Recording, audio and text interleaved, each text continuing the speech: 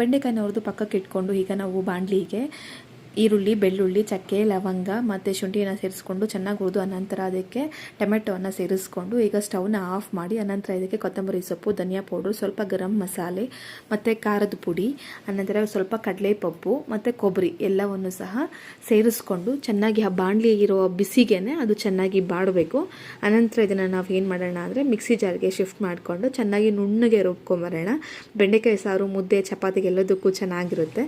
ನುಣ್ಣಗೆ ರುಬ್ಕೊಂಬಂದ ನಂತರ ಮತ್ತು ಇವಾಗ ನಾವು ಸಾಸಿವೆ ಎಣ್ಣೆ ಚೆನ್ನಾಗಿ ಕಾಯಿಸಿ ಅದ ನಂತರ ಅದಕ್ಕೆ ಸಾಸಿವೆ, ಹಿಂಗು, ಕರಿಬೇವಿನ ಸೊಪ್ಪು, ಈರುಳ್ಳಿ, ಬ್ಯಾಡಗೆ ಮೆಣಸಿನ್ಕಾಯಿ ಎಲ್ಲವನ್ನು ಕೊಟ್ಟು ಚೆನ್ನಾಗಿ ಒಗ್ಗರಣೆ ಮಾಡಿಕೊಂಡು ಅನಂತರ ಅರ್ಧ ಟೊಮೆಟೊವನ್ನು ಸೇರಿಸ್ಕೊಂಡು ಮಸಾಲೆಯನ್ನು ಹಾಕ್ಕೊಳ್ಳೋದು. ಈಗ ಮಸಾಲೆಯನ್ನು ಹಾಕ್ಕೊಂಡು ಅದಕ್ಕೆ ಸ್ವಲ್ಪ ಉಪ್ಪನ್ನು ಸೇರಿಸ್ಕೊಂಡು ಆ ಮಸಾಲೆ ಇರತಕ್ಕಂಥ ಹಸಿ ವಾಸನೆ ಎಲ್ಲ ಹೋಗಿದ್ದಾದಮೇಲೆ ನಾವು ಬದನೆಕಾಯನ್ನು ಸೇರಿಸ್ಕೊಂಡು ಅದಕ್ಕೆ ಬೇಕಾಗತಕ್ಕಂಥ ನೀರು ಕನ್ಸಿಸ್ಟೆನ್ಸಿ ನೋಡಿಕೊಂಡು ಹಾಕ್ಕೊಂಡು ಚೆನ್ನಾಗಿ 5 to 6 ಮಿನಿಟ್ಸ್ ಕುದಿಸ್ಕೊಂಡ್ರೆ ನಮಗೆ ಬೆಂಡೆಕಾಯಿ ಸಾರು ರೆಡಿ ಆಗುತ್ತೆ.